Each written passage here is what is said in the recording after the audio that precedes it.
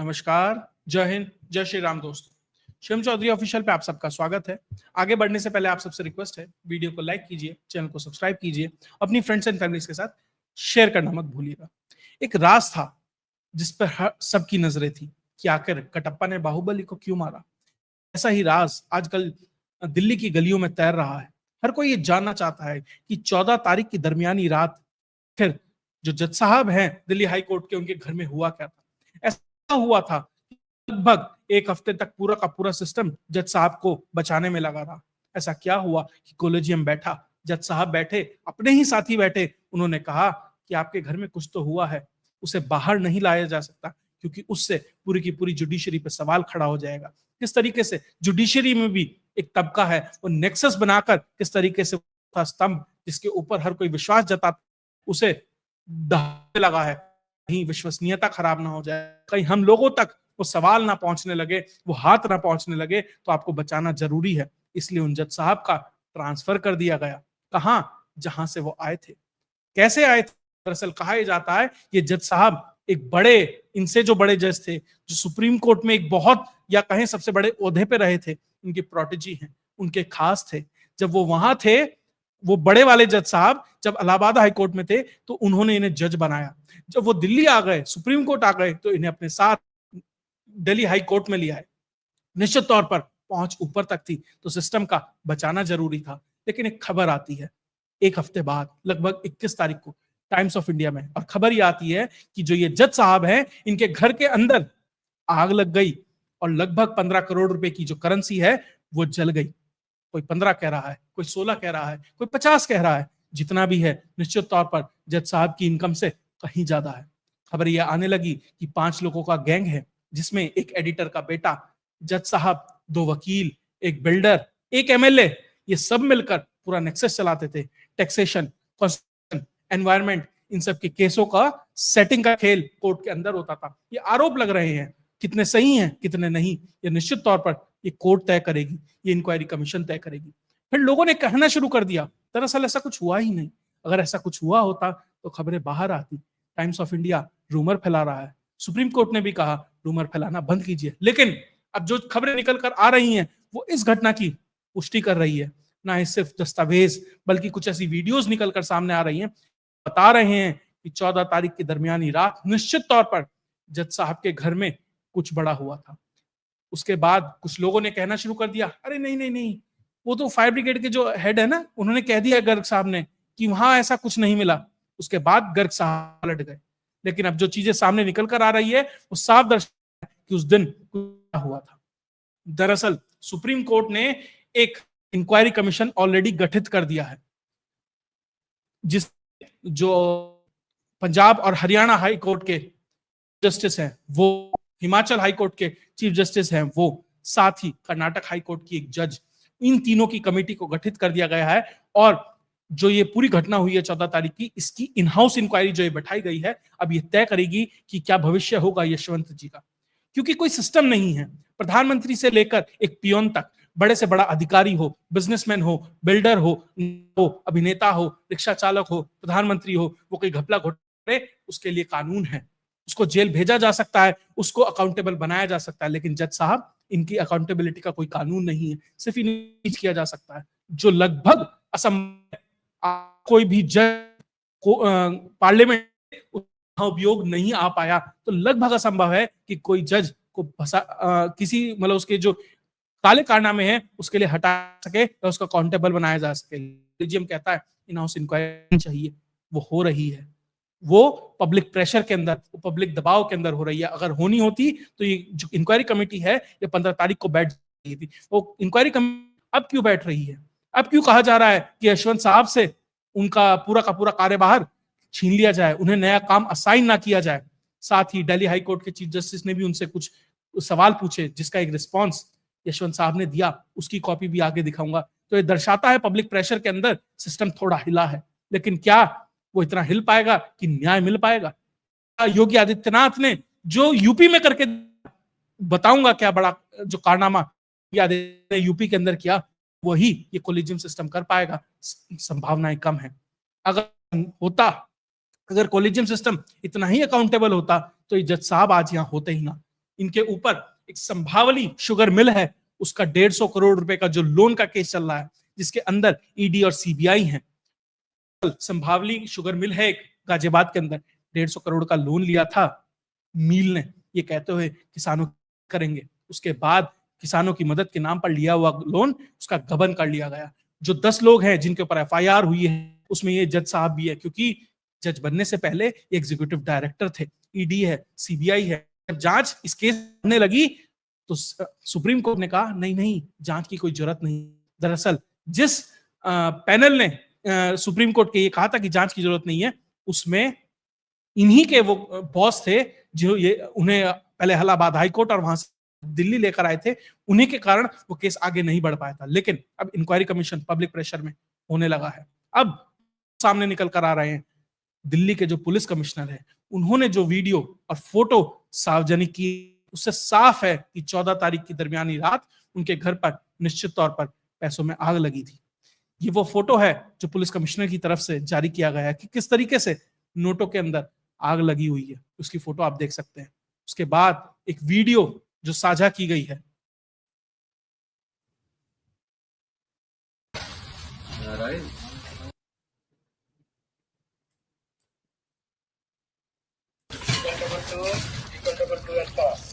ये लिया बेटा।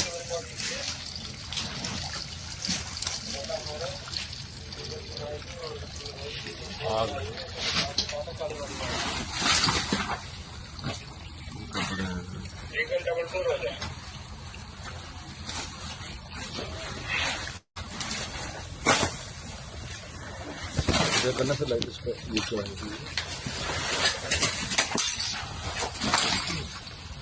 सब कर देखा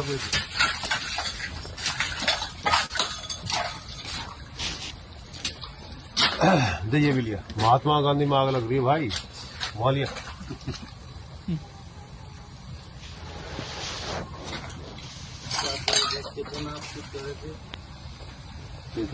ये भी लिया बेटा।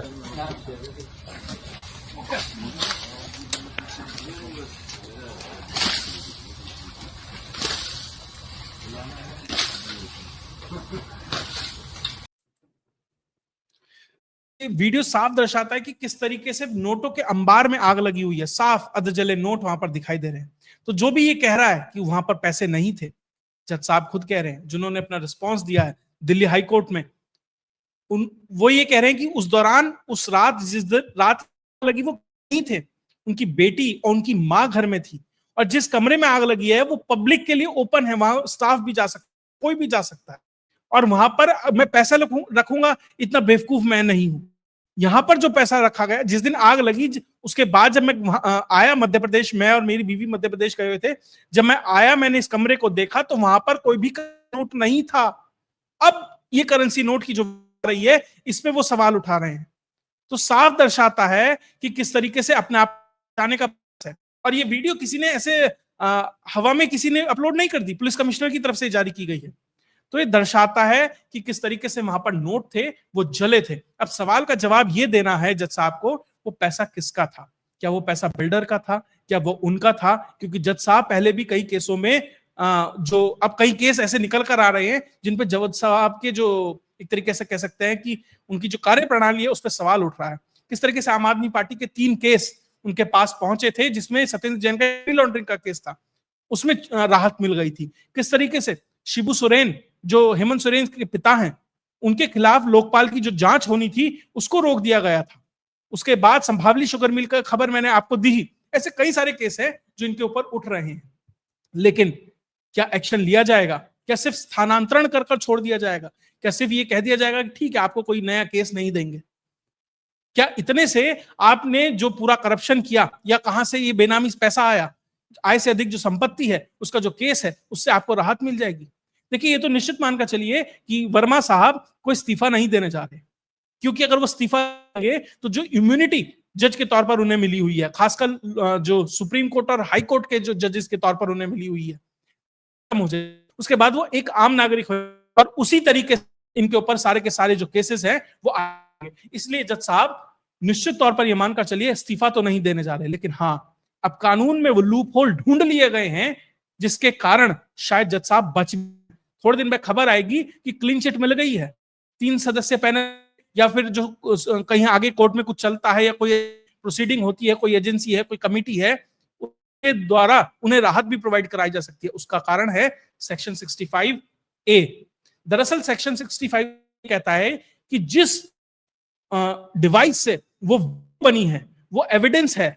मतलब मान लीजिए मोबाइल है आपका आईफोन 6, उससे आपने एक वीडियो बना ली है, अब उसके बाद उस फोन से लेकर वो वीडियो अलग अलग फोन में पहुंच जाती है, ब्लूटूथ के माध्यम से, व्हाट्सएप के माध्यम, लेकिन किसी कारणवश जो आईफोन 6 था, जो शुरू में वो फोन था, वो नष्ट हो जाता है, खो जाता है, छुपा दिया जाता है, या कारण से वो नहीं मिलता, तो जो बाकी वीडियो जिन जिन डिवाइस रही है उन्हें एविडेंस नहीं माना जाएगा जब प्राइमरी डिवाइस जिससे वीडियो बनी है वो कोर्ट के अंदर प्रोड्यूस किया जाए।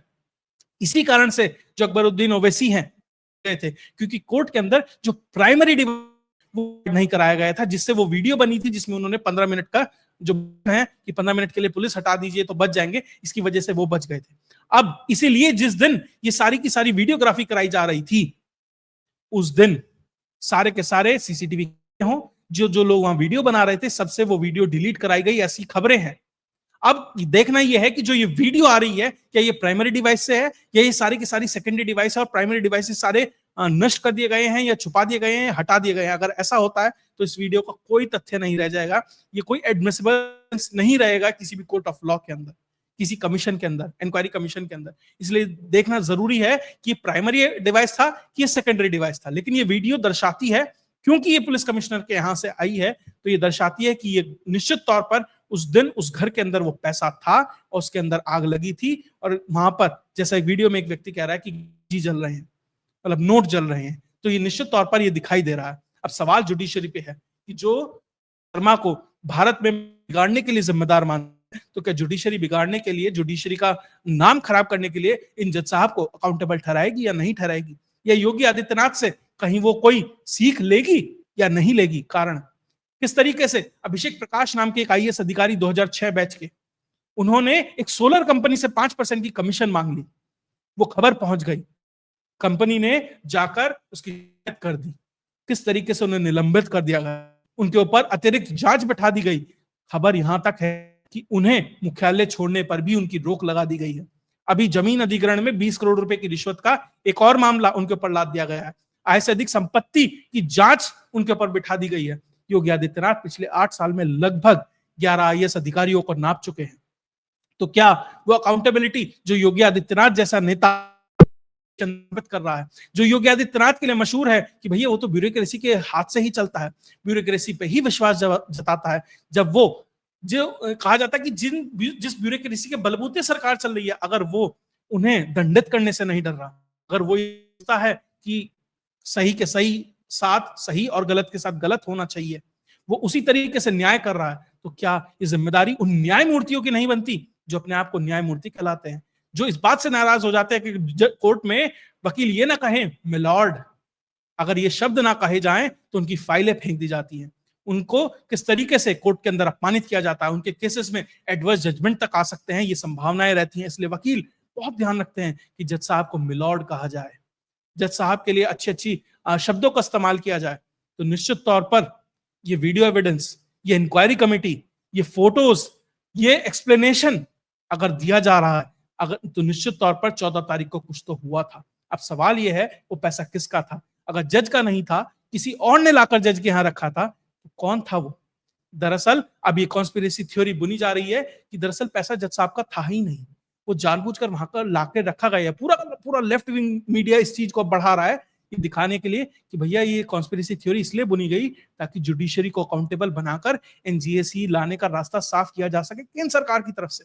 बहुत सारे खलियर ऐसे भी यूट्यूब चैनल है, अब ये कह रहे हैं कि जज साहब का तो पैसा ही नहीं है, किसी और ने लाके रखा, क्योंकि जुडिशरी को अकाउंटेबल बनाना था। तो किस तरीके से इस मामले को ट्विस्ट दिया जाएगा, संभावनाएं कम है कि कुछ होगा, क्योंकि नाम बहुत बड़े जुड़े हैं, बहुत बड़े लोगों का वर्दस्त है, बहुत लोगों का सिर पर हाथ है। तो निश्चित तौर पर जज साहब के खिलाफ कुछ होगा, उसकी संभावनाएं कम है। अगर होना होता तो 2018 में हो चुका होता, अगर होना होता सोरेन और अलग अलग केसेस में जब नाम आता है तो वहां हो चुका होता। किस तरीके से समाजवादी पार्टी में वरिष्ठ वकील रहे हैं, तो राजनेताओं से लेकर जुडिशरी तक किस तरीके से कनेक्शन है वर्मा साहब का, किस इम्यूनिटी प्रदान है, कानून की भावनाएं कम है कि वर्मा साहब के साथ कुछ होगा। लेकिन निश्चित तौर पर जुडिशरी के अंदर जो गंदगी है, जुडिशरी के अंदर, मैं ये नहीं कह रहा सब हैं, लेकिन जिस तरीके से जुडिशरी भी अंदर से खोखली होती जा रही है, उसे ये एक्सपोज करने के लिए बहुत महत्वपूर्ण था। जो लोग कह रहे हैं जुडिशरी के लिए काला दिन है, मैं कहूंगा जुडिशरी के लिए एक स्वर्णिम अध्याय है, जिसने अंदर का सब कुछ खोलकर बाहर रख दिया। अगर आपको वीडियो विश्लेषण अच्छा लगा तो वीडियो को लाइक कीजिए, चैनल को सब्सक्राइब कीजिए, अपनी फ्रेंड्स एंड फैमिलीज के साथ शेयर करना मत भूलिएगा। अगर आपने सब्सक्राइब नहीं किया है और आप लास्ट तक पहुंचे हैं, सब्सक्राइब जरूर कीजिएगा। जय हिंद, जय भारत।